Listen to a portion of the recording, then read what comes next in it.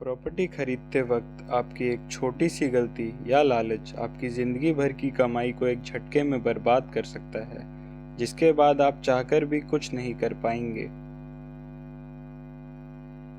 Property खरीदते समय इन बातों का रखें खास ध्यान। कई राज्यों में पावर ऑफ अटर्नी पर स्टैम्प ड्यूटी नहीं के बराबर देनी पड़ती है। यही वजह है कि प्रॉपर्टी डीलिंग से जुड़े कई मामलों में लोग स्टैम्प ड्यूटी के पैसे बचाने के चक्कर में उसका सेल डीड बनवाने के बजाय पावर ऑफ अटर्नी बनवा लेते हैं। यदि आप कोई प्रॉपर्टी खरीदते हैं तो उसकी एवज में आपको सरकार को स्टैम्प ड्यूटी देनी होती है। स्टैम्प ड्यूटी देने के बाद ही आपकी प्रॉपर्टी की रजिस्ट्री की जाती है।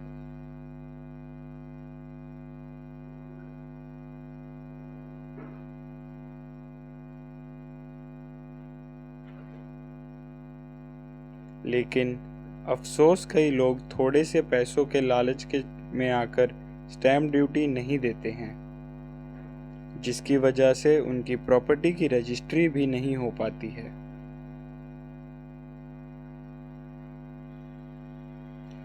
लाखों रुपए की प्रॉपर्टी खरीदने वाले कई लोग स्टैम्प ड्यूटी को थोड़े से पैसे बचाने के चक्कर में प्रॉपर्टी डील का पावर ऑफ अटर्नी या फुल पेमेंट एग्रीमेंट बनवा लेते हैं।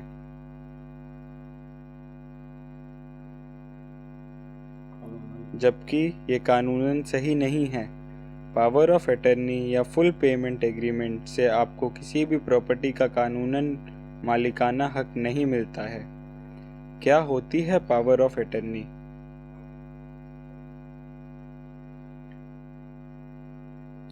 पावर ऑफ अटर्नी एक ऐसी प्रक्रिया है जिसमें एक व्यक्ति अपनी प्रॉपर्टी के अधिकार किसी दूसरे व्यक्ति को दे देता है।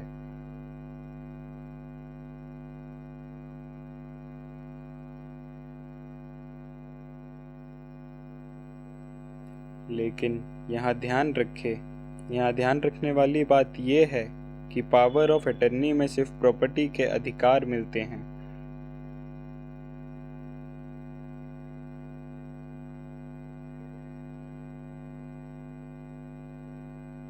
इसके अलावा पावर ऑफ अटर्नी को प्रॉपर्टी बेचने में इस्तेमाल किया जा सकता है, लेकिन पावर ऑफ अटर्नी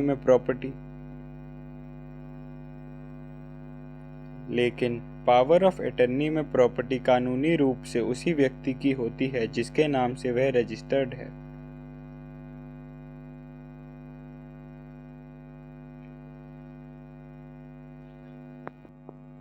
क्या है पावर ऑफ अटर्नी के नुकसान?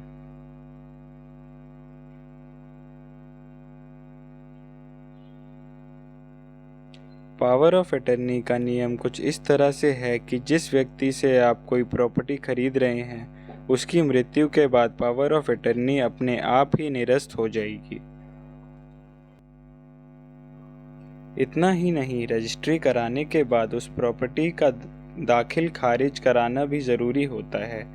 जानकारी उपयोगी लगे तो बाकी लोगों को भी जानकारी दें। अगर आपको ये जानकारी में कोई भी सवाल या कोई क्वेरी है तो कमेंट में ज़रूर पूछें। इसके अलावा अगर आपको ये जानकारी महत्वपूर्ण लगी तो लाइक, सब्सक्राइब